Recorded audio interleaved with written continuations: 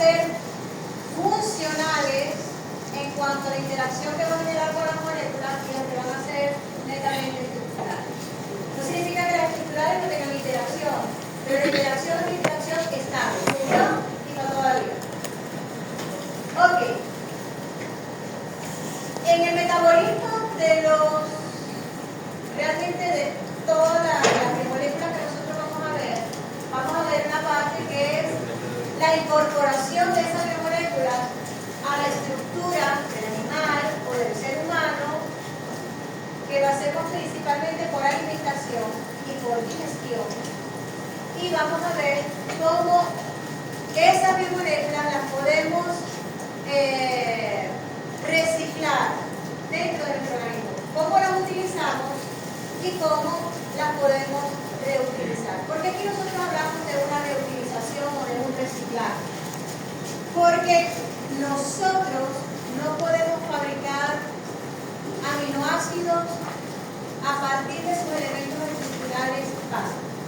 Es decir, a partir del carbono, del hidrógeno, del oxígeno y del nitrógeno, no solo hacen las plantas normalmente, o las bacterias que fijan nitrógeno. Nosotros no tenemos esa capacidad. Entonces, ¿qué hace el organismo animal?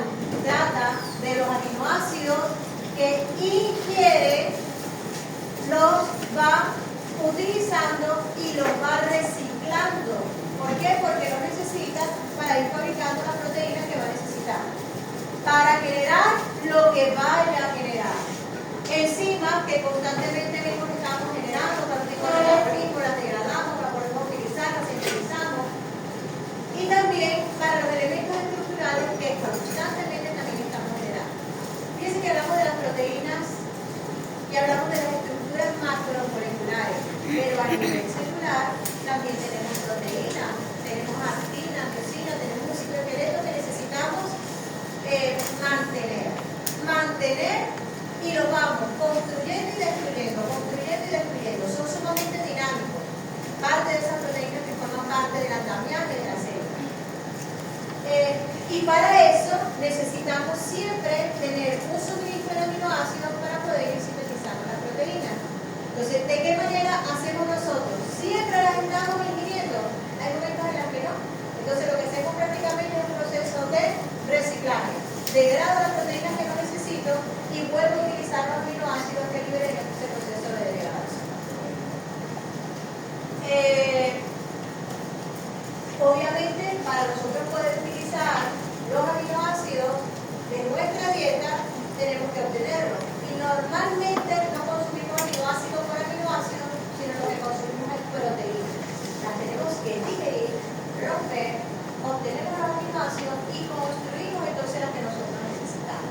Yo siempre hago la referencia, no es que yo me como un bistec y me sale en aquel de oreja un bistec. No, yo ese bistec necesito procesarlo, volverlo con una estructura para que mi célula pueda trabajar y entonces fabricar lo que ella necesita. Si necesita fabricar una oreja, bueno, está en un proceso fetal, bueno, ella fabricará una oreja, es lo que necesita. La siguiente, por favor. Lo que estaba diciendo ahorita, realmente, ¿quiénes tienen la capacidad? Nosotros tenemos una fuente de nitrógeno espectacular en la atmósfera, pero nosotros no lo podemos utilizar. Es que ni las plantas lo pueden tomar. Las plantas necesitan de las bacterias para poder fijar ese nitrógeno. El nitrógeno que puede utilizar las plantas o es en forma de amonio o es en forma de nitrato. Nitrato y amonio. Ahí necesitan para ella poder sintetizar sus propios aminoácidos. Nosotros no tenemos esa capacidad. Los organismos animales no tenemos la capacidad de adquirir amonio y sintetizar los aminoácidos. El amonio que nosotros reutilizamos de los aminoácidos que ya tenemos. Entonces, hay bacterias que son fijadoras de nitrógeno, hay unas que están asociadas a las plantas y otras que tenemos las estructuras acuáticas. Las cianobacterias, algunas de las cianobacterias tienen también la capacidad de fijar nitrógeno. Y hacen, al fijar ese nitrógeno, lo convierten en un nitrógeno orgánico, aminoácido. Entonces, cuando la cadena alimenticia se alimenta de estas estructuras, es que entonces ellos pueden adquirir sus aminoácidos. ¿Ok? Quienes no van a ser disponibles en suelo y en agüita, van a ser disponibles. Y entonces, eso va a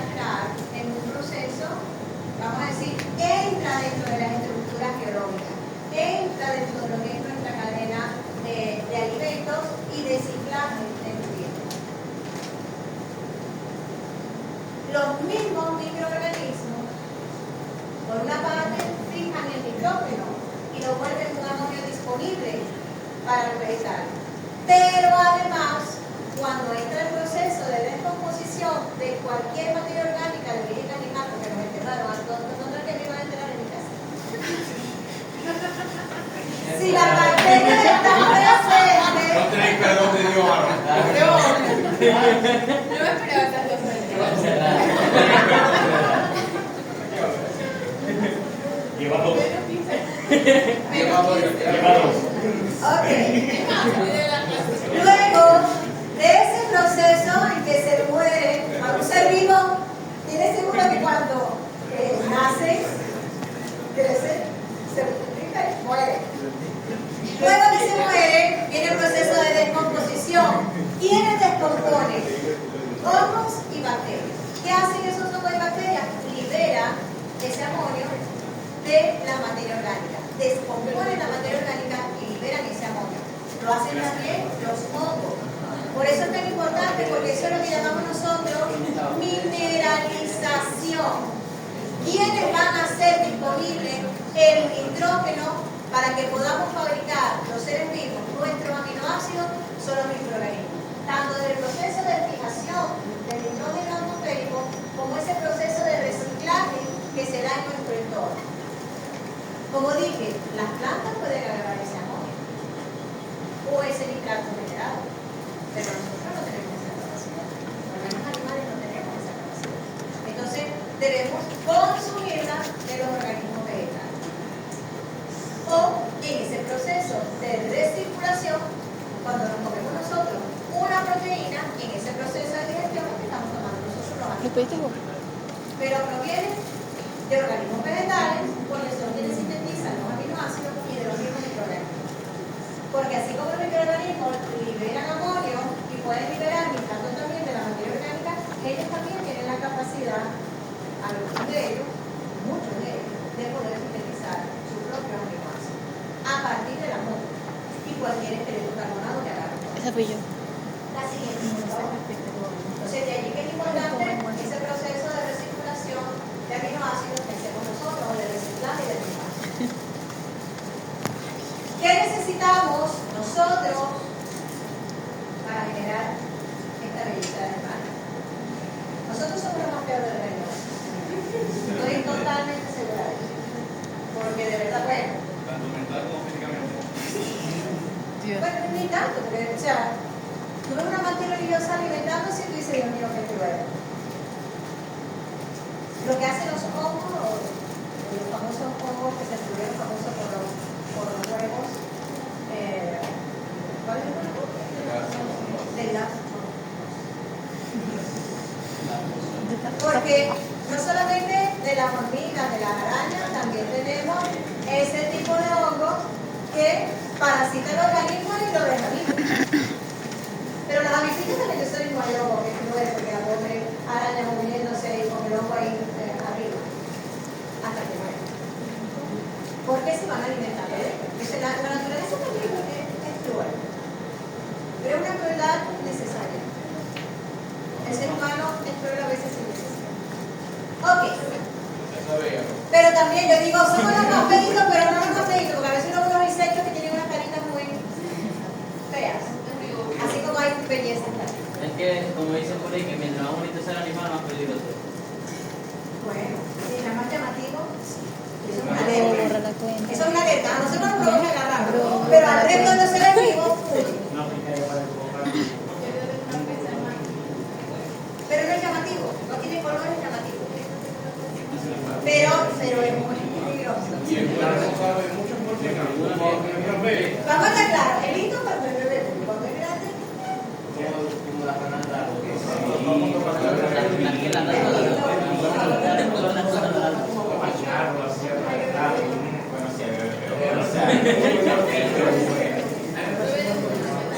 bueno, podemos observar que la percepción de la realidad es totalmente diferente cada uno. ¿A él le parece hermoso el hipopótamo? A mí no. A mí hay insectos pero parece que son extraordinarios. Pero a mí los felinos en general me encantan. En casi todas las presentaciones hay felinos. Ok.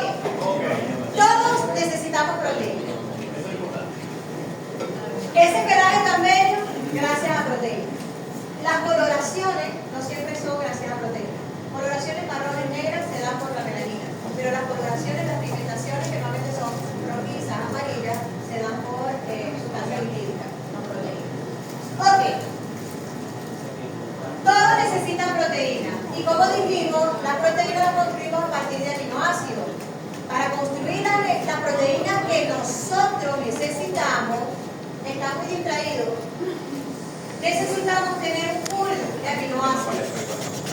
Y ese pool de aminoácidos nosotros lo podemos obtener de dos maneras. O por el reciclado de las proteínas que ya nosotros tenemos, o simplemente las obtenemos a partir de un proceso digestivo. Y a partir de ese proceso digestivo, entonces nosotros vamos a ir, vamos a decir, llenando nuestro pool de aminoácidos.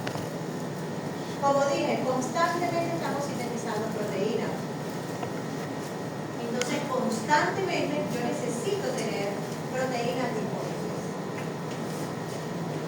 Unas las vamos a obtener por digestión, es lo primero que nosotros vamos a ver. Vamos a ver que estos aminoácidos, este pool de aminoácidos, normalmente yo los puedo utilizar para sintetizar proteínas, que es el proceso de síntesis de proteínas, pero también yo los puedo utilizar bajo ciertas condiciones metabólicas para la generación de energía. Fíjense que por aquí tenemos nosotros la formación de energía. ¿Qué vamos a ver nosotros? Nosotros vamos a ver cómo utilizamos esto, cómo podemos utilizar estos aminoácidos en un momento determinado para la producción de ATP y cómo los vamos a obtener por medio. Cuando nosotros decimos que voy a destinar aminoácidos para la producción de energía, puede ser que yo esté en un proceso de ayuno y necesite sacar energía, se me acabó la glucosa, no tengo glucosa también, me consumí la célula de glucógeno, y entonces le voy a echar manito de glucosa. Pero también nosotros tenemos un proceso natural. Hay una enzima que no necesito, la voy a romper, la voy a desgranar, porque está allí, y voy a liberar los aminoácidos. Si no lo necesito para síntesis proteica, lo más seguro es que lo utilice también para obtener energía, porque constantemente nosotros necesitamos energía. ¿Sí me explico? ¿Cuál es el destino de esos aminoácidos? Ciertamente, síntesis proteica. Pero si yo tengo suficientes aminoácidos, tengo para la síntesis proteica, yo puedo destinar parte de ellos para la síntesis de ATP. ¿Pudiera almacenar? Sí y no. ¿Por qué sí y no? Yo no almaceno aminoácidos. Nuestro cuerpo no tiene a las proteínas como estructuras de almacenamiento para energía. Tiene proteínas que utiliza y que está utilizando constantemente. Si no las necesita, las degrada de inmediato. Si no las necesita, inmediatamente las degrada. Yo por ese proceso de degradación puedo tener entonces algunos aminoácidos que puedo destinar a la generación de energía. Pero puede ser que había algunos aminoácidos que eran glucogénicos y que entraban en el ciclo de Krebs. Entonces yo puedo destinar parte de estos aminoácidos a gluconeogénesis. ¿Sí me siguen, no? Entonces, todo lo que yo puedo hacer con un aminoácido, oído al tambor, yo puedo fabricar proteínas o utilizarlos para la generación de energía o puedo utilizarlos para la generación de glucosa. ¿Ok? Y si tengo exceso, yo puedo generar también grasita, porque lo puedo convertir en acetilcoenzima y a partir del acetilcoenzima hacer glicogénesis. Fíjense cómo vamos encadenando todo nuestro metabolismo. La siguiente, por favor. Ok, más o menos, aquí tenemos un poquito más simplificado lo que acabamos de ver. Yo tengo un pool de aminoácidos que puede proceder por ingestión o por el reciclaje de proteínas del organismo. Y esos aminoácidos yo los voy a utilizar para síntesis proteica, pero también tengo otras estructuras que necesitan de estos aminoácidos. Por ejemplo, hay algunos neurotransmisores que vienen de los aminoácidos prácticamente directos. Ya dijimos hormonas, que son proteínas. Y también, aunque los ácidos nucleicos no son proteínas, las bases nitrogenadas de los ácidos nucleicos están constituidas principalmente por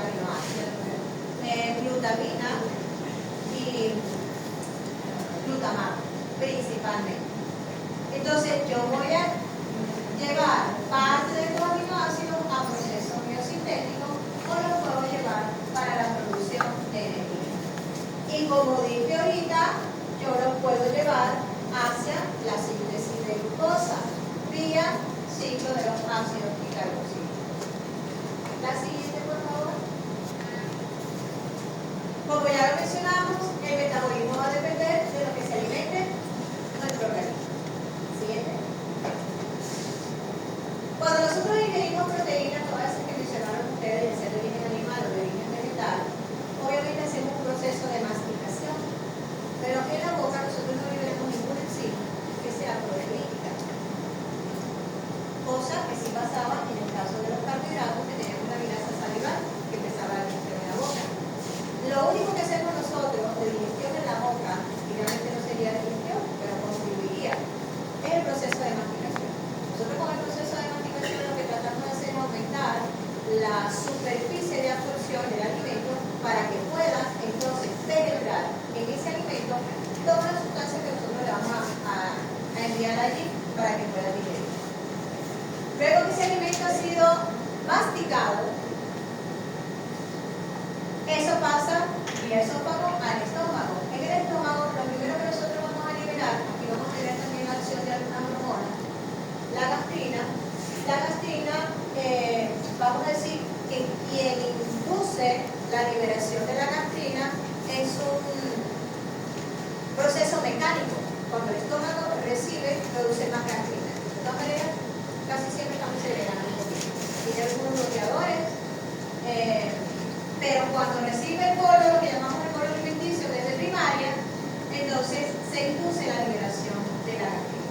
Esa gastrina va a inducir a que algunas celulitas que tenemos nosotros en el epitelio gástrico, para células parietales, van a liberar ácido clorhídrico y lo que llamamos nosotros las células principales van a liberar un zimógeno. ¿Qué es un zimógeno? Es una proteína que no está activa. ¿Ok? Lo que esa proteína, que es el pexinógeno, es liberado en el estómago, la acción del ácido va a inducir un rompimiento en esta proteína, convirtiéndola de pexinógeno a pexina, es decir, activándola. Esa pexina va a empezar a trabajar sobre los alimentos, las estructuras que son regulares, el ácido también, que es de lo que hablamos inicialmente, un ácido muy fuerte que puede naturalizar la proteína. Entonces las que son regulares se van a abrir.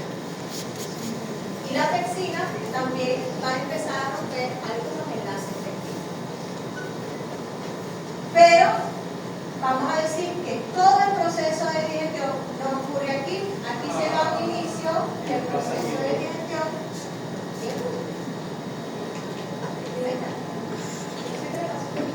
Parpadeo. Es parpadeo. Es parpadeo. Ok. Parte de las proteínas que yo tengo acá van a empezar, sobre todo eso, a que las proteínas globulares tiendan a hacerse lineales. Y va a empezar un poco de esa degradación con la pexina. Cuando ese alimento pasa hacia el intestino, la parte, vamos a decir, anterior del intestino, que es la que recibe el alimento después del estómago, recibe ese alimento muy ácido.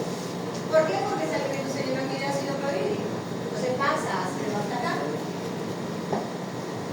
Se activan las células del intestino y se libera una hormona llamada secretina. Esa secretina le hace un llamado al páncreas para que el páncreas entonces genere o libere algunas enzimas que son específicas para digerir proteínas. También las va a liberar en forma de zimógeno.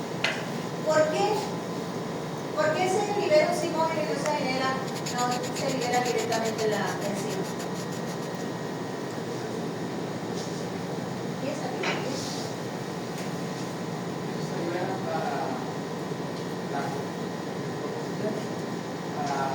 El propósito es digerir la proteína, pero no la libero activa, igual que el pexinógeno. Lo libero el pexinógeno, y una vez que está aquí, es cuando él se activa. ¿Por qué? Porque lo que hace es liberar pexinógeno, o porque lo que hace es liberar zimógeno, en el caso del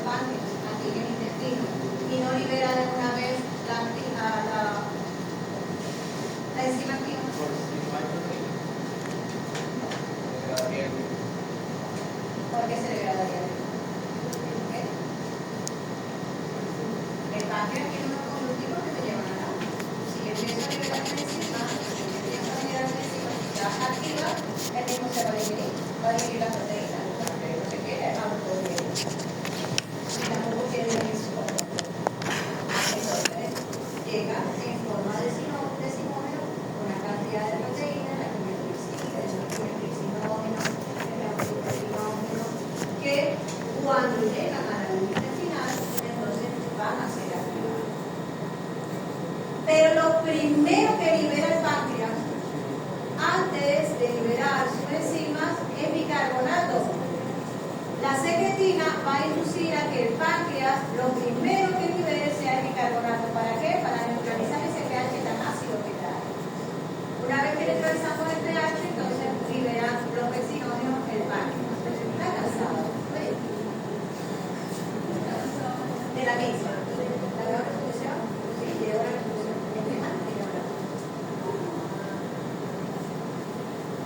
Yo tengo, dentro de las enzimas que se libera una llamada tripsinol. Ya ahorita la vamos a ver en lista, porque se la estoy mencionando y le dejamos el tiro.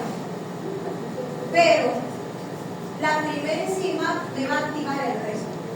Pero ¿quién activa el tripsinógeno? Yo tengo unas enzimas llamadas enteropeptidasas que están aquí en los enterocitos, en la membrana de los enterocitos. Y esas enteropeptidasas son las que se van a encargar de activar a ese tripsinógeno, me forma la tripsina y la tripsina que te va a activar a todas las enzimas que están aquí para degradar la proteína. ¿Por qué necesito tantas enzimas para degradar la proteína? Porque ya acabamos de ver que se empaquetan.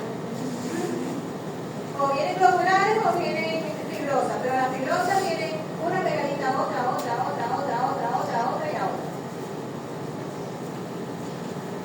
También se libera una hormona que es la colecistoquinina. La colecistoquinina también induce a la liberación. La colecistoquinina tiene dos acciones. Tiene una sobre las vesículas biliares, y eso lo vamos a ver cuando veamos degradación de lípidos.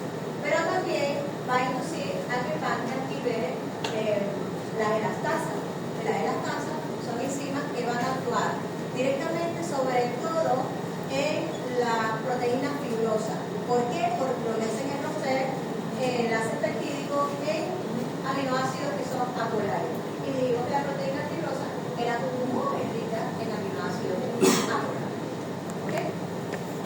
La siguiente, por favor. Entonces son todas esas enzimas las que van a contribuir a que se degrade esta proteína y empiece a liberar aminoácidos. Aquí las tenemos organizaditas. En la mucosa gástrica yo voy a tener algunas células que me van a liberar digastrina, que es una hormona. ¿Por qué la consideran hormona? Porque ella tiende a activar a otras células y esas células van a responder. ¿Quiénes son esas células? Son las células parietales y las células principales. Las células parietales van a liberar ácido clorhídrico. Aquí dice enzima, el ácido clorhídrico no es una enzima, es una sustancia química, pero era para generalizar. Y también va a inducir la liberación del peccinógeno. El peccinógeno, por acción del ácido clorhídrico, se activa y pasa a pexina. ¿Qué va a romper la pexina? Principalmente, dijimos ahorita, las proteínas globulares van a tender a liberar. Y ella tiende a actuar en aminoácidos que tienen grupo aromático. Vamos a decir, ella va a actuar sobre el enlace peptídico, donde tengo involucrado a un aminoácido que tenga un grupo aromático. ¿Qué va a hacer? Normalmente estas proteínas globulares me las vamos a ver. La siguiente hormona que nosotros vamos a tener se va a liberar en el intestino cuando el intestino recibe el alimento que viene ácido y previamente digerido. Se va a liberar la secretina. La secretina va a inducir a que el páncreas libere bicarbonato. Ese bicarbonato neutraliza el ácido clorhídrico y lo que voy a generar es un pH relativamente neutro. Relativamente no, neutro. La colecistoquinina me va a inducir a que el páncreas libere todas las enzimas que hemos mencionado y ya las vamos a ver en detalle en forma de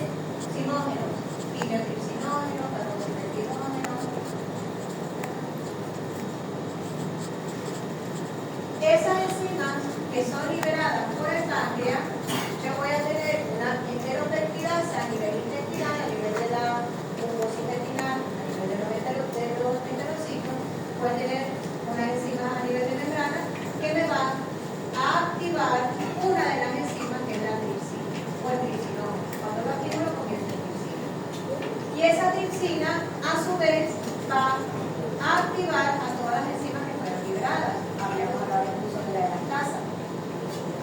Entonces va a hacer una activación de las enzimas. La siguiente. Aquí lo tenemos. El páncreas va a liberar tripsinógeno, va a liberar quimiotripsinógeno, carboxipeptinógeno y proteína.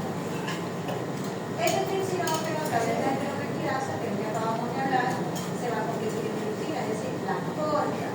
Y esa tripsina también va a actuar sobre las proteínas y sobre las enzimas. La tripsina va a actuar sobre las enzimas nada más, no. Ella va a romper parte de las proteínas que dividimos y también va a romper al quimiotripsinógeno, al carboxipeptinógeno y la proteasa. La va a activar y la va a convertir en quimiotripsina, carboxipeptidasa, amilopeptidasa y elastasa. Carboxipeptidasa y amilopeptidasa son enzimas muy similares, solo que la carboxipeptidasa, o la carboxipeptina lo que hace es romper en donde está el grupo carboxi. Y la amilopeptidasa reconoce los grupos aminos y ahí también va a romper. Dentro de la carboxipeptidasa tenemos unas que actúan a nivel de entero y otras actúan a nivel de soft H y otras son H. La siguiente, por favor. Ya dijo que la lactasa era específica para la... Es específica, ella también puede actuar sobre aminoácidos hidrofóbicos que pueden estar tomando las proteínas que eran locales, porque ya cuando pasan al intestino la mayoría no son proteínas. Y dijo que ahí podíamos tener algunos aminoácidos hidrofóbicos. Especialmente para las proteínas fibrosas, porque tienen muchos aminoácidos hidrofóbicos. Luego que esos aminoácidos, que son grandes, los hemos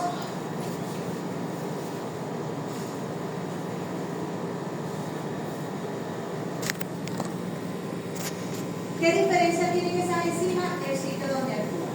¿Ok?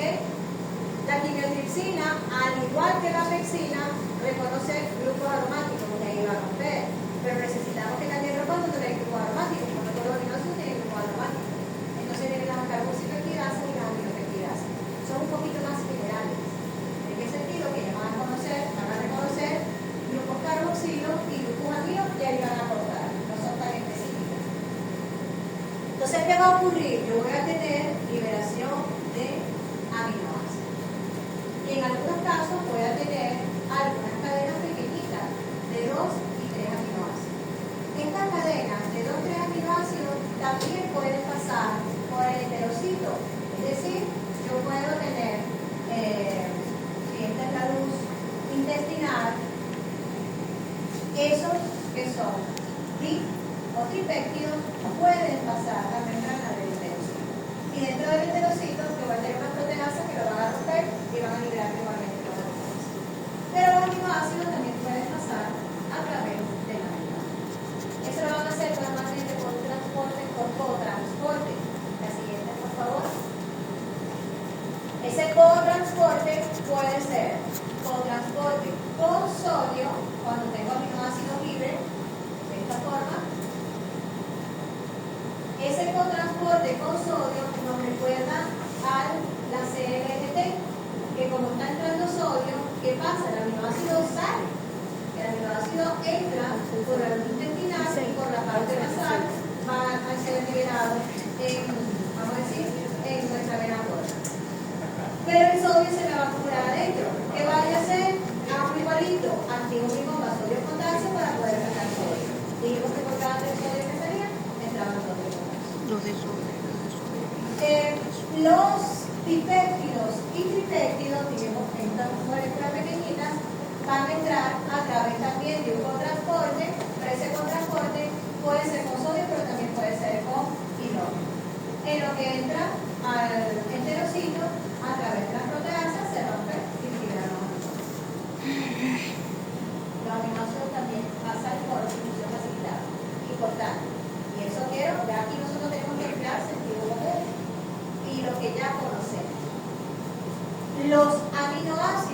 que son hidrofóbicos pueden discutir a través de la energía. Pasa, sin necesidad de transportador.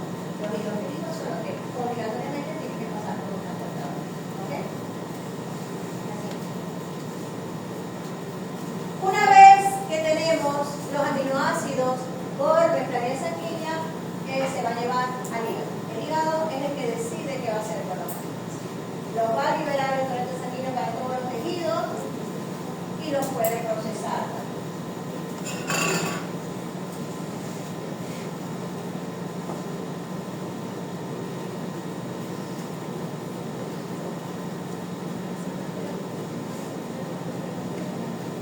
Tenemos nuestros aminoácidos, que ya dijimos que podría haber de la digestión interna o por digestión de la dieta, de lo que estamos alimentando. Estos aminoácidos yo los puedo utilizar para la producción de energía, y para poder utilizarlos para generar energía, yo le tengo que quitar el grupo amino.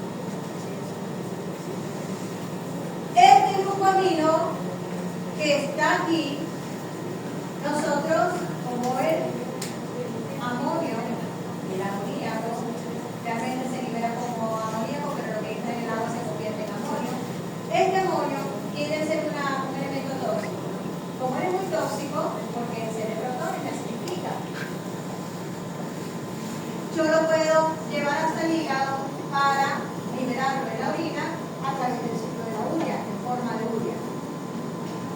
O yo pudiera utilizarlo, reutilizarlo, se lo incorporo a algunos aminoácidos para mi proceso biosintético. Nosotros vamos a ver primero esta fase, que es la producción de energía a través de nuestros esqueletos carbonados, cómo generamos nuestros esqueletos carbonados y cómo vamos nosotros a excretar a través del ciclo de la urea. Es lo que vamos a ver hoy. En nuestra próxima clase, nosotros vamos a ver de qué forma yo voy a utilizar algunos aminoácidos o algunos aminos para los procesos biosintéticos. Entre el ciclo de la urea y el ciclo de Krebs, que es mediante el cual nosotros vamos a generar energía, voy a tener una conexión. ¿Por qué?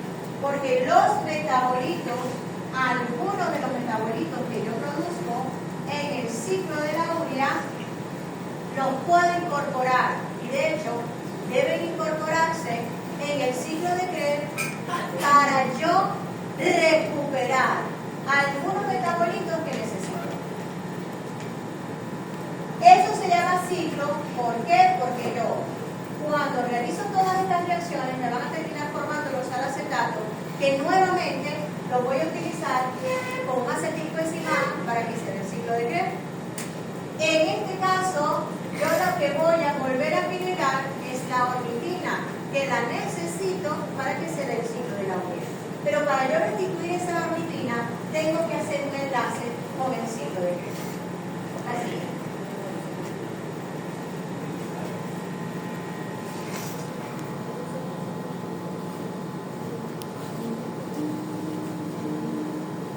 ¿En qué momento voy a utilizar yo los aminoácidos? Los voy a oxidar para obtener energía. ¿En qué momento yo voy a hacer la oxidación de los ácidos grasos? Cuando yo tengo un proceso de degradación por el cambio proteico, es decir, yo sinteticé mi proteína, todo lo que necesitaba y todo lo que estaba haciendo proteico en fin, y yo hago un proceso de degradación porque ya no lo necesito. En ese proceso de recambio, parte de esos aminoácidos que los puedo utilizar para la producción de energía. Cuando tengo una dieta muy rica en proteína y la disponibilidad de los aminoácidos supera las necesidades sintéticas, como por ejemplo en el caso de los carnívoros. O cuando estoy en un ayuno muy prolongado con la nutrición o el diabetes. ¿Qué pasa con la diabetes? Que la diabetes no te permite utilizar toda la glucosa que realmente tú tienes disponible. Necesitas sacar energía de alguna parte. Bueno, utiliza proteína, utiliza azúcar. La siguiente, por favor. Antes de comenzar aquí, si yo por dieta decido que voy a bajar o voy a anular el consumo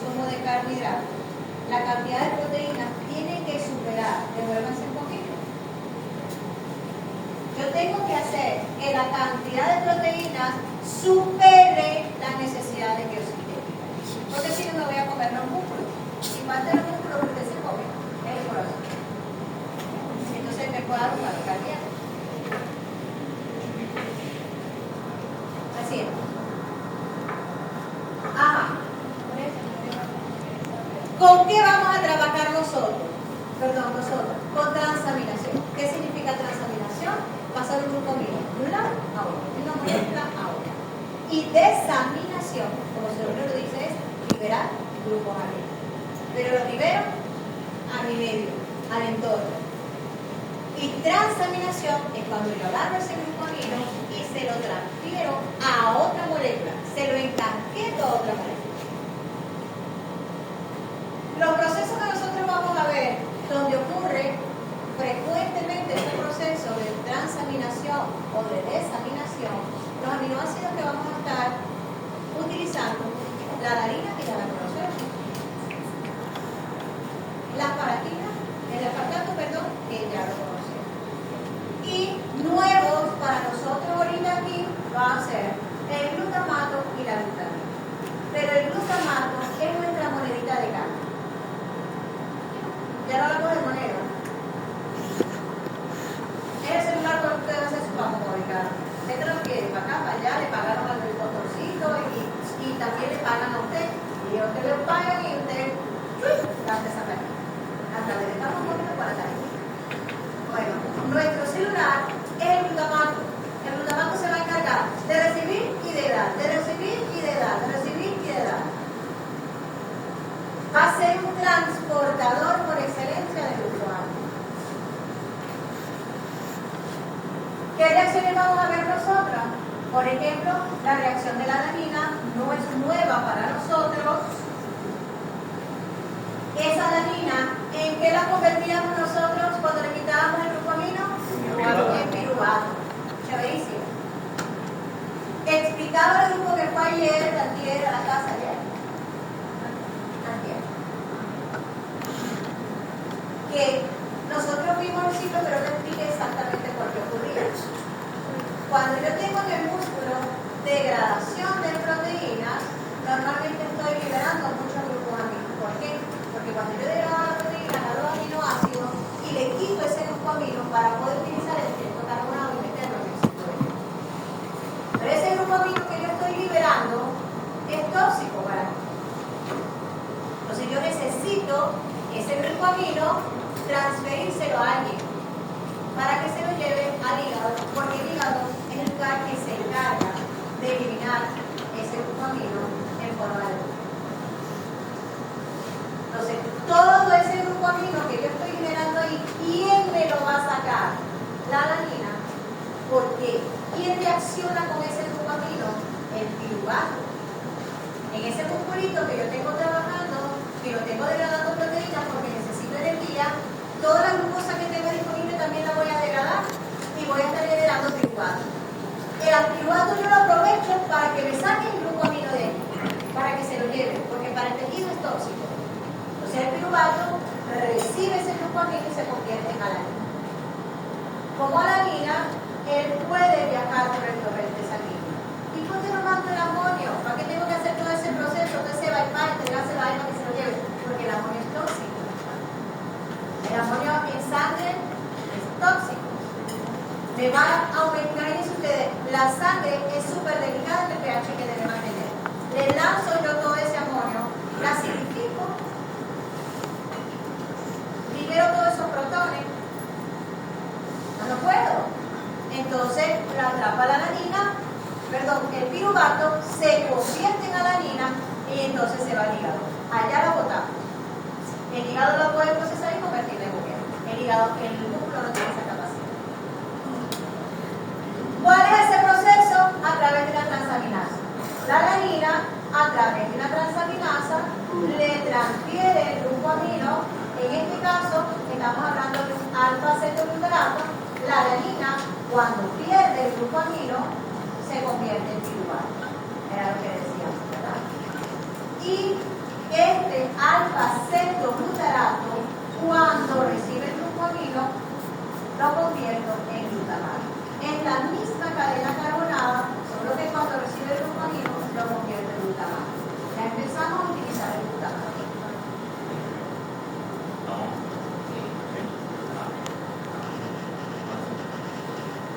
Otro caso que vamos a ver con frecuencia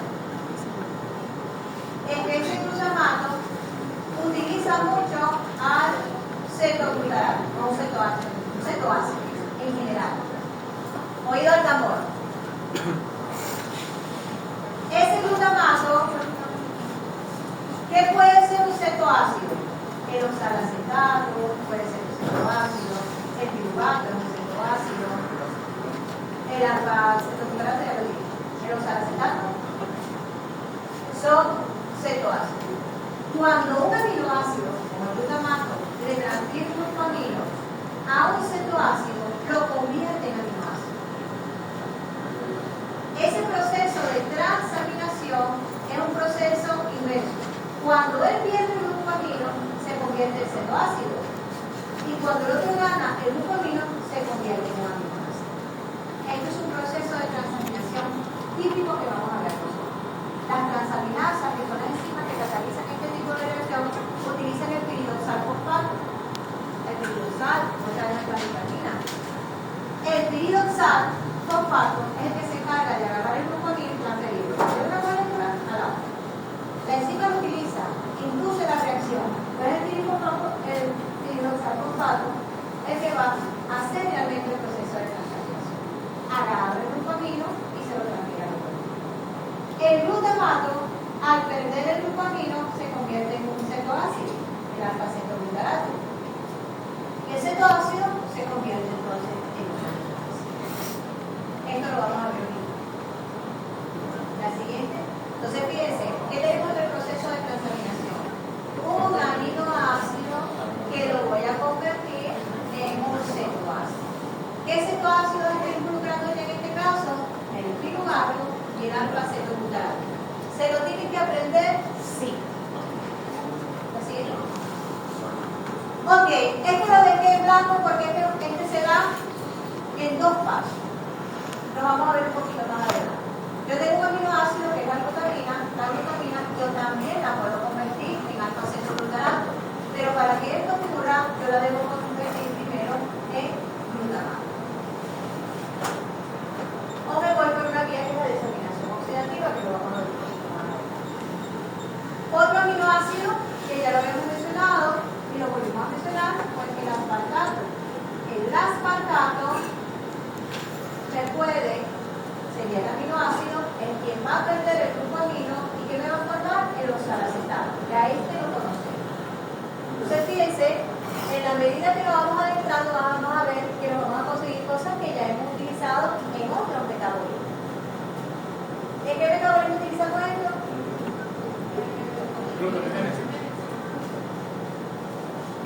Ajá, por aquí lo dijeron, no lo van a decir. ¿En qué lo usamos? ¿En qué? Gluconeogénesis. Ok, lo utilizamos en el ciclo de Krebs. Muy bien. ¿Y en qué más? Gluconeogénesis. Gluconeogénesis. Muy bien. La siguiente.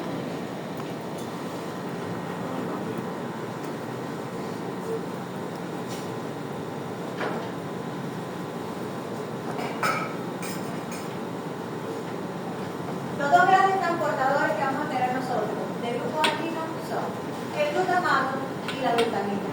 ¿Cuál es la diferencia? Normalmente el glutamato me va a hacer los procesos de transaminación intracelulares y la glutamina, aunque yo la voy a transformar dentro de la célula, es la que se va a encargar de, es como la alanina. La alanina saca de los músculos el glutamino. La glutamina va a sacar del resto de los tejidos, sobre todo del cerebro, va a sacar ese glutamino y se lo va a llevar al hígado para convertir ese glutamino en urea y poderlo liberar. Eso en caso de que no la necesite para el proceso biosistémico. Entonces, oído al tambor, voy a utilizar principalmente dos transportadores. Tres, ya conocemos la alanina, que se la va a traer del músculo, pero además voy a tener el glutamato, que va a ser un transportador por excelencia la glutamina que se va a encargar de sacarla de los tejidos y llevársela hacia arriba. Ya sabemos que la lamina está especializada o va a servir principalmente como transportador de amonio desde el músculo hacia arriba. La siguiente forma es. Ok, ya conocemos a nuestros transportadores y sabemos en qué caso vamos a utilizar cada uno. Yo dije que había dos procesos para eliminación del glutamato. O se lo transfiero a otra molécula, y hablamos de transaminación, o lo libero al medio, y hablo de desaminación. En los procesos de desaminación se habla de desaminación oxidativa, que se da a través de una deshidrogenasa. Y vamos a liberar, entonces, allí, vamos a oxidar a ese aminoácido, y entonces vamos a generar NADH o NADPH, cualquiera de los dos. En ese caso, puedo utilizarlo. En los procesos de transaminación, las enzimas que participan son las transaminasas. Y como dije ahorita, las transaminasas se utiliza una coenzima, acuérdense que eran coenzimas en origen vitamínico. ¿Y el piridosal qué vitamina es?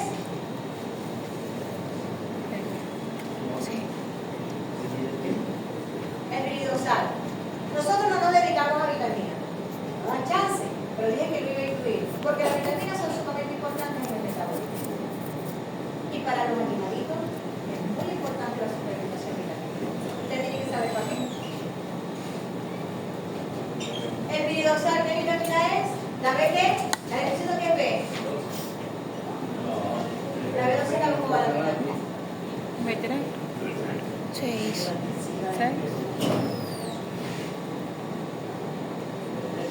B3. Tarea para la casa. Aquí está el papel. Pero imagínate. Ok, en esta imagen lo que me interesa que ustedes vean es el proceso de transaminación y lo que hace el piridosal. Ya dijimos que en el proceso de transaminación, ¿qué va a ocurrir? Voy a tener un aminoácido que pierde el grupamino y se va a convertir en un cetoácido. ¿Quién agarra este grupamino? El piridosal agarra el grupamino. Yo tengo una transaminasa que está induciendo la pérdida del grupamino, pero se vale del piridosal para entonces agarrar ese grupamino, lo lleva aquí y se lo transfiere a un cetoácido y lo convierte en aminoácido. Aquí tengo el cetoácido, le transfiero el cetoácido y lo convierte en aminoácido. El aminoácido que tenía lo convirtió en un cetoácido y el cetoácido lo convirtió en un aminoácido. ¿Para qué y por qué?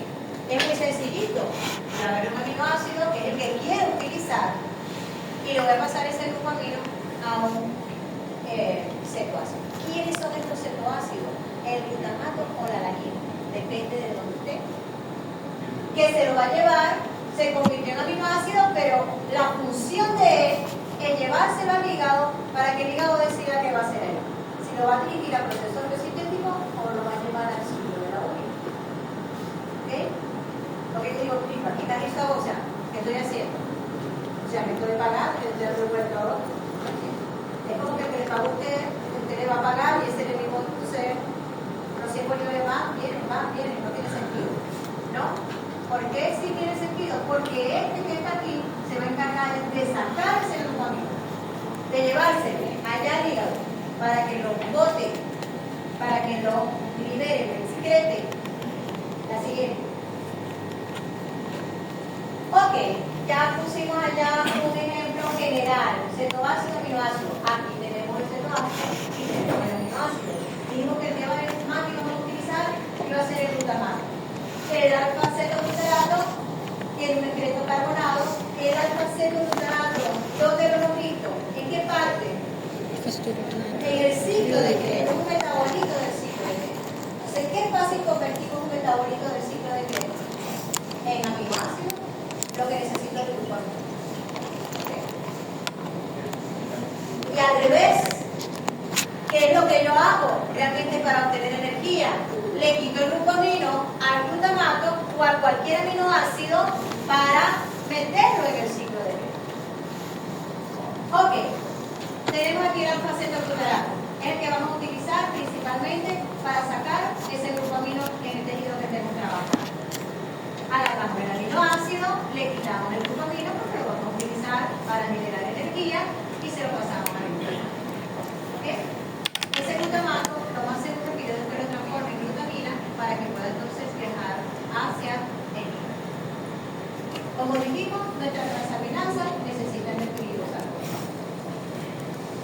una reacción que ocurre a nivel celular en el citoplasma.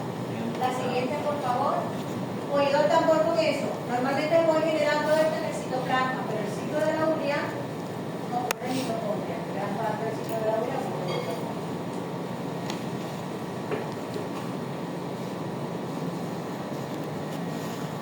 En este caso, tenemos lo que habíamos hablado de la alanina. Pero, oh sorpresa, ¿quién está participando aquí? El glutamato. El glutamato recibió el grupo amino. Estamos en músculo. Estamos en la reacción anterior. El glutamato recibió ese grupo amino. Desaminó el aminoácido. Se consigue con el piruvato y dice, ven chico, llévatelo, porque yo no voy a hacer nada con él. Yo me quedo aquí en el músculo, porque yo voy a seguir recibiendo y te lo voy a seguir pasando para que como alanina te lo puedas llevar al hígado. El glutamato le transfiere ese grupo amino al piruvato, él queda nuevamente como alfa-cetoglutarato, libre para recibir más. Y esta alanina es la que sale entonces hacia el hígado. Vaya manejando la secuencia.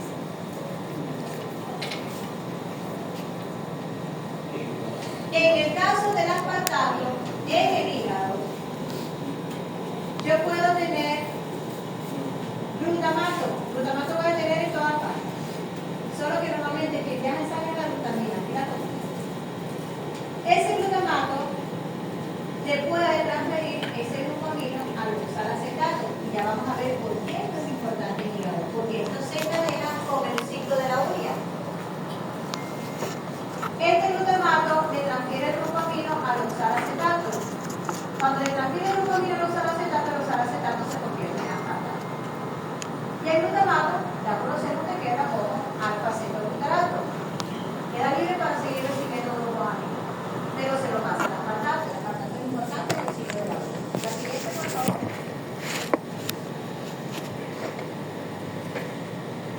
Vamos a encontrar un pequeño. ¿De dónde viene el oxalacetato? Del ciclo de así. Aquí tenemos el ciclo de la alanina. Ya lo mencionamos, simplemente lo repasamos, lo que está ocurriendo aquí. Yo tengo una proteólisis, es decir, lo que llamamos autofagia. Estamos hablando de proteínas, se liberan aminoácidos, los aminoácidos tratados, se liberan carbonados para la síntesis. En este camino que estoy explicando, ¿quién lo recibe? Lo recibe el glutamato. Y el glutamato se lo pasa al piruvato se convierte en alanina y la alanina se va a ese alfa-cetoglutarato ese glutamato se vuelve a convertir en alfa-cetoglutarato para seguir cambiando, para seguir sacando amonio del músculo. ¿Qué lo va a sacar de la alanina? Se lo lleva al hígado y el hígado se va al ciclo de la urea. El amonio se va al ciclo de la urea y el piruvato me va a generar glucosa.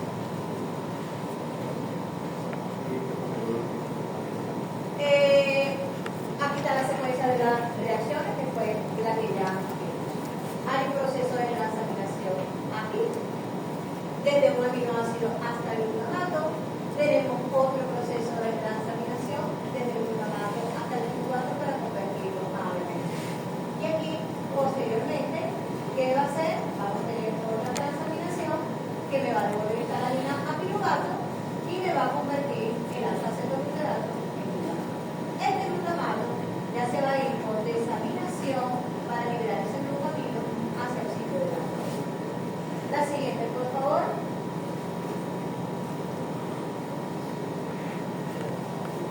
Ok, lo vamos a ubicar. Hígado, también puede ocurrir en riñón, pero principalmente en hígado. Y aquí tenemos el músculo. Simplemente es otra perspectiva de lo que está ocurriendo con el ciclo de la alanina.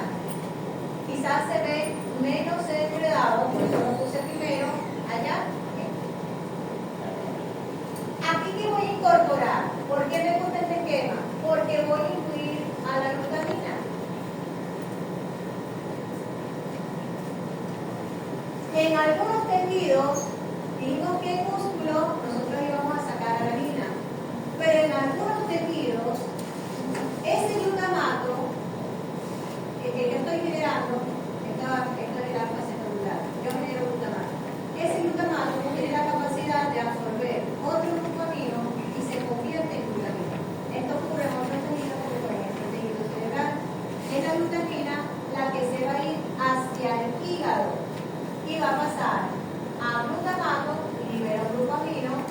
luego se va a liberar otro glucamino y el glutamato va a pasar nuevamente a la fase muscular. ¿Qué estoy incorporando yo aquí nuevo? La glutamina. Porque dijimos que la alanina y la glutamina se iban a encargar de llevarse esos glucóminos hacia la sangre. ¿Qué es la glutamina? Es el alfa-cetoglutamato con dos glucóminos. Primero se convierte en glutamato, absorbe el primer glucómino. Y cuando absorbe el segundo glucómino, se convierte entonces en glutamina. O sea, la glutamina me va a sacar de los tejidos dos glucóminos. Tiene un poquito mayor rendimiento que la alanina. Simplemente yo aquí estoy aprovechando este bypass con el piruvato para poder seguir generando energía a nivel muscular. Y aquí la ganancia que yo voy a tener es que voy a liberar los glucóminos que igualmente me voy a llevar hacia el ciclo de la vida. Ocurre en riñón también. Dígame. ¿Por qué el glutamato no ya directamente por el glutamato? Es más estable la glutamina en el organismo. Acuérdate que por el saquillo es muy frágil, sensible, esa es la palabra correcta. La glutamina no tiene ningún pH. Es más estable la glutamina. ¿Cómo puede el pH se mueve todo una vez? No se muere, pero sí estamos en el cuerpo. Por eso tenemos la capacidad de motivar. Tenemos muchos amortiguadores en el sistema sanguíneo.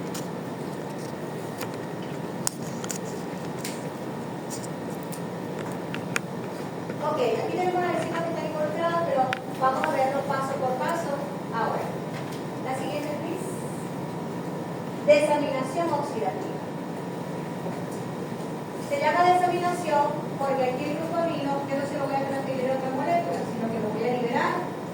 Y se llama oxidativa, como le dije anteriormente, yo voy a liberar, voy a oxidar al aminoácido y entonces voy a generar NADP o NAD, cualquiera de las dos. Voy a reducir. Este que está aquí es reducir.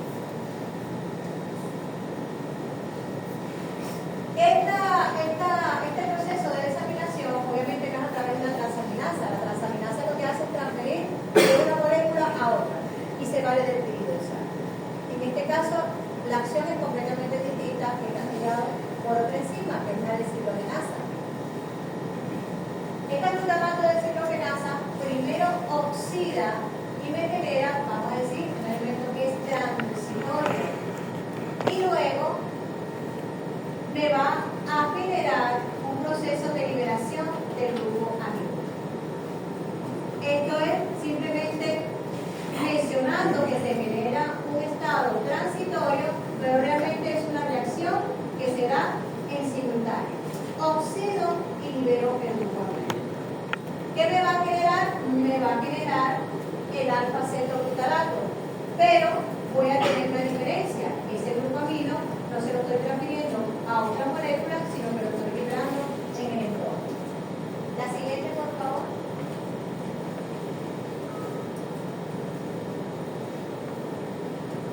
Voy con la glutamina. La glutamina, como les dije anteriormente, es el mismo alfa-cetoglutarato, pero con dos grupos aminos. Entonces, ¿qué hacemos? Al glutamato, a través de una enzima, que es la glutamato sintasa, yo le voy a incorporar otro grupo amino. ¿Qué ocurre? Que en este proceso yo tengo gasto de ATP. ¿Pero por qué gasto ATP? Porque aumento. ¿Ok? Entonces, voy a invertir energía, pero la voy entonces. Por eso necesito invertir energía. Gasto ATP, genero un intermediario que tiene un grupo fosfato y yo aprovecho el rompimiento como si fuera una fosforosis, prácticamente. Aprovecho el rompimiento de ese grupo fosfato para entonces incorporar o hacer el enlace con el grupo amino. Y genero entonces la glutamina. Ya venía el glutamato con un grupo amino, simplemente le incorporo el otro grupo amino y lo convierto en glutamina a través de una enzima que se llama la glutamina sintasa. glutamina ciertamente se me puede ir al ciclo de la urea, pero también se utiliza muchísimo en el proceso, como les mencioné, biosintético, sobre todo para generar la base nitrogenada, la adenina, la citosina, la guanina, la base nitrogenada que conforman nuestros ácidos nucleicos. Si no se va a procesos biosintéticos, ella puede viajar al hígado. Y en el hígado es donde entonces ella va a sufrir un proceso de desaminación para liberar amonio que va a ser utilizado para la producción de agua. En este caso, no es la misma enzima, es una enzima diferente, que es la glutaminasa, que va a formar inicialmente glutamato. Y este glutamato también se puede desaminar por la vía que vimos anteriormente, por la desaminación oxidativa, y también me va a generar amonio. Voy a liberar inicialmente uno, de la glutamina paso al glutamato, y del glutamato paso al acetoglutarato. Es como un proceso inverso. Pero acuérdense que estas reacciones que no tienen tanto de peso son irreversibles, entonces yo necesito otra enzima diferente. La siguiente, por favor. Ok. En la mayoría de los tejidos yo voy a tener este proceso. Dijimos que el músculo, este glutamato, que no va a pasar a la glutamina, sino que va a pasar a la glutamina. En el resto de los tejidos yo voy a tener ese glutamato, lo voy a transformar en glutamina y aprovecho y entonces voy a liberar otro glutamina. Ya vimos que había la glutamina. Esa glutamina viaja hacia el hígado y es desaminada para que entonces pueda ese glutamato entrar en el ciclo de la vida. Como dijimos, si yo necesito generar base nitrogenada, esa glutamina es utilizada para la base nitrogenada. Pero si no, se va vía a desaminación para la liberación de la urea.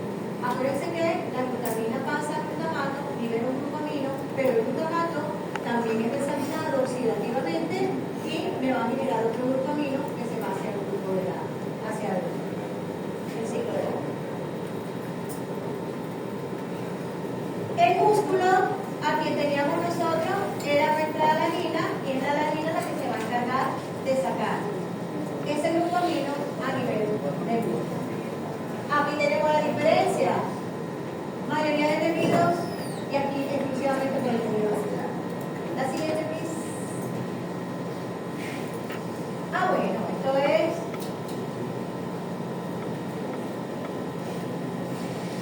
dependiendo de lo que nosotros, el grupo amino es tóxico para todo el mundo. Para todo el mundo por aquello del pH principal. Y además que también puede interaccionar con el amino. Dependiendo de la forma en que yo libere ese grupo amino, si lo libero en forma de amonio, si lo libero en forma de ácido úrico o si lo libero en forma de urea, se le da una clasificación a los animales en amonolíticos, amonio, ácido úrico, ureocoléricos, y estos son ureolíticos. Es una clasificación según el tipo de molécula que estoy utilizando para liberar el amonio. Fíjense que en los pececitos se libera directo al agua, no se transforma en urea, sino que lo libera directamente. La siguiente, ciclo de la urea. ¿Qué ves? Okay. En el ciclo de la urea, como dijimos, todo el amonio que voy liberando, ya venga de la glutamina, realmente viene de la glutamina o de la alanina, que viene que si se convierte en glutamato, si el glutamato tiene desaminación oxidativa, todo ese amonio que estoy liberando yo se va a unir al bicarbonato. Ese amonio condensado con el bicarbonato va a generar una molécula llamada carbonato fosfato. Esta reacción es catalizada por la carbonato fosfato sintetasa. En esta reacción hay gasto de energía. Fíjense que estoy gastando 2 moléculas de ATP por cada grupo amino. Un grupo amino que se está incorporando aquí, pero ya vamos a ver que viene otro en camino. Este carbonato fosfato, para entrar en el ciclo, Esto se está generando a nivel de citosol. Para que este carbamil fosfato entre al ciclo de la urea, se condensa con una ornitina. Esa ornitina, al condensarse con el carbamil fosfato, me genera la citrulina. Esta citrulina entra, de la mitocondria va hacia el citosol. Ornitina, a través de la transcarbamilasa. Esta citrulina, vamos a generar una molécula más grande todavía. La siguiente, por favor. Esta citrulina se condensa con el aspartato. ¿Y de dónde viene el aspartato? Agarramos el oxalacetato y también le transferimos un glutamato. Ese aspartato lo condenso con la citrulina y esa citrulina, eso me va a generar una molécula muy grande que se llama arginino succinado. En esta reacción de condensación se gasta ATP y está catalizada por un enzima llamado arginino succinato ciclohexano. Este arginino succinato luego es escindido en dos, se rompe a través de una arginino succinasa y se va a romper en arginina, no succinato, sino en arginina y fumarato. El fumarato es un metabolito ¿de dónde? Del ciclo de Krebs. Ese fumarato pasa a la mitocondria y ese fumarato, se me está diciendo que son las 11:45 segundos. Ese fumarato nosotros vamos a ver cómo lo vamos a utilizar en el ciclo de Krebs. La arginina, para que lo vean de una vez. El aspartato se une a la citrulina. La citrulina tiene un grupo amino y el aspartato tiene un grupo amino. La arginina tiene dos grupos amino. Quien se va a quedar con esos dos grupos amino va a ser la arginina. El fumarato no tiene grupo amino, es un cetoácido. Entra al ciclo de Krebs. Esta arginina que está acá, que tiene los dos grupos amino, a través de una arginasa, me va a generar dos moléculas, se va a romper en dos moléculas. Una de urea y una de ornitina. La ornitina me restituye el ciclo. Es un metabolito que yo necesito para que se dé el ciclo, porque es el que se va a unir al carbamil fosfato. Y por el otro lado, me va a quedar la urea con dos grupos amino para que se pueda liberar en la orina. Vamos a la siguiente, por favor. Aquí está el dibujito de la molécula. El bicarbonato reacciona con el grupo amino y me forma el carbamil a través de una carbamil sintetasa. Dijimos que había gasto de energía. Este es nuestro carbamil. Y aquí está el grupo amino que me estoy trayendo de aquí, que está liberado en el medio, que lo generé por desaminación oxidativa. Ese carbamil se va a condensar con la ornitina. El carbamil se condensa con la ornitina y me va a formar la citrulina. La citrulina sale del citoplasma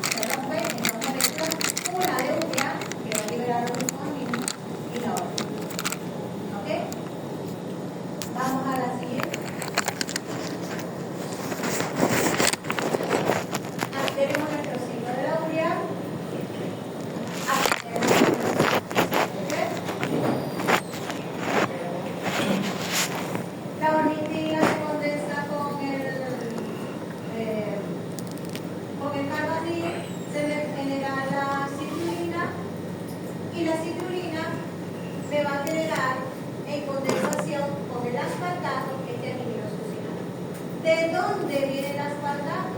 El aspartato viene de la transaminación del oxalacetato. Quiere decir que se va a traer un grupo amino también hacia el ciclo de la urea. Este aspartato reacciona con la citrulina de forma de argininosuccinato. Ese argininosuccinato luego se sirve, utiliza la arginina y el fumarato que se generó debe entrar en el ciclo de Krebs. Cuando entra en el ciclo de Krebs, este fumarato pasa a malato. Cuando el fumarato pasa a malato, este malato que está dentro del ciclo de Krebs, para que pase el fumarato a malato, mira lo que pasaba a través de hidratación. Se hidrataba nada más. Y ahí iba a tener ganancia de hidrógeno. Y cuando pasa de malato a oxalacetato,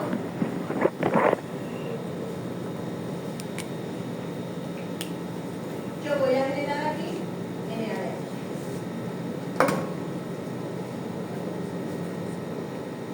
Esto se va a ir a la cadena transportadora de electrones y me va a generar aproximadamente 2,5. Ese oxalacetato, bueno, aquí está. Ese oxalacetato me va a generar ese NaDH. ¿Qué ocurre? Él queda como oxalacetato. Cuando ese oxalacetato, a través del glutamato, trae el glucamino por transaminación, le transfiere el glucamino, el aspartato se va a llevar ese glucamino hasta el ciclo de la urea. Entonces quiero que escuchen lo siguiente. En el ciclo de la urea, por cada ciclo, yo voy a utilizar un grupo amino que viene por desaminación, que es el que me va a formar el laranja. Pero traigo otro grupo amino que se da por transaminación, y ese también me va a servir. Esa transaminación del oxalacetato me va a servir a mí para sacar otro grupo amino, para entonces formar la urea posteriormente, que es la que voy a liberar. ¿Qué tiene de importancia el ciclo? Dos cosas. Primero, que esta fusión entre los metabolitos del ciclo de la urea y el ciclo de Krebs me contribuye a que yo pueda sacar más grupos aminos en el ciclo de la urea. Pero además, este bypass que ocurre me permite una ganancia de energía. Vámonos para atrás un momentito. Acuérdense que yo estoy gastando ATP aquí y ATP aquí. Y antes, en el proceso de formación de la glutamina, yo también gasté ATP. Entonces, volvemos a bajar. La forma que yo tengo de restituir un poquito la pérdida de ATP es a través del ciclo de Krebs. Nada más en una reacción del ciclo de Krebs. Entonces, los 3 ATP que yo pudiera estar gastando, prácticamente los estoy restituyendo. Sin embargo, cuando el organismo está salvándolo de una pérdida que me puede ocasionar la acumulación de amino, no escatima el gasto. O sea, lo que tenga que gastar, con tal de no tener tu efecto tóxico. ¿Ok? ¿La siguiente?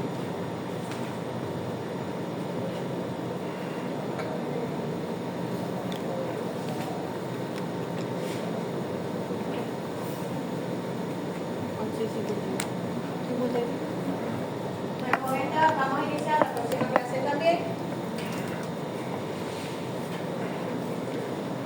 Fíjense, yo puedo utilizar todos estos aminoácidos para la formación de energía, para la producción de energía, porque todos ellos pueden entrar al ciclo de Krebs. ¿Qué tengo que hacer? Simplemente quitarle el grupo amino. Y lo que voy a hacer es convertirlo en un esqueleto carbonado que puedo incorporar al ciclo de Krebs. Unos de ellos me van a formar piruvato. Sabemos que el piruvato me va a generar siloxido, me va a generar NADH y además acetilcoenzima A. Y ese acetilcoenzima A va a entrar en el ciclo de Krebs y va a seguir produciendo energía. Estos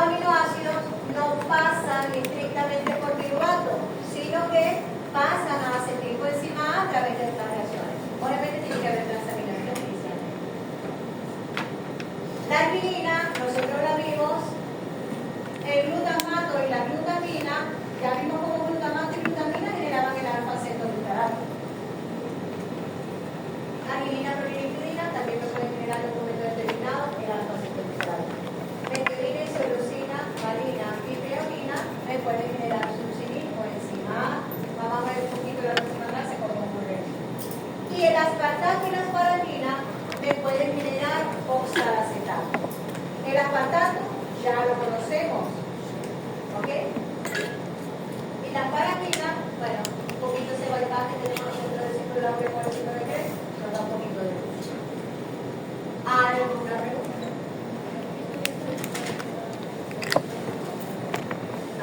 Todos los aminoácidos no, pero lo más frecuente sí, ustedes saben en qué va a quedar la glutamina, en qué va a quedar la alanina, en qué va a quedar el glutamato y el aspartato. Eso lo vamos a utilizar. Ajá. Para el examen del día de mañana, ¿qué es importante? Regulación es sumamente importante. ¿En qué momento se van a dar cada una de las glucometabólicas? Se tienen que saber gluconeogénesis y gluconeólisis. Se la tienen que saber. Tienen que saber qué ocurre cuando tengo mucha glucosa en sangre luego del proceso de digestión y cuando ya no tengo glucosa disponible, ¿qué ocurre? ¿Qué se activa? ¿Cómo regulo yo ese metabolismo? ¿Cómo regula el organismo qué metabolismo se va a dar? Acuérdense que en el hígado se dan algunas cosas y en el músculo se dan otras.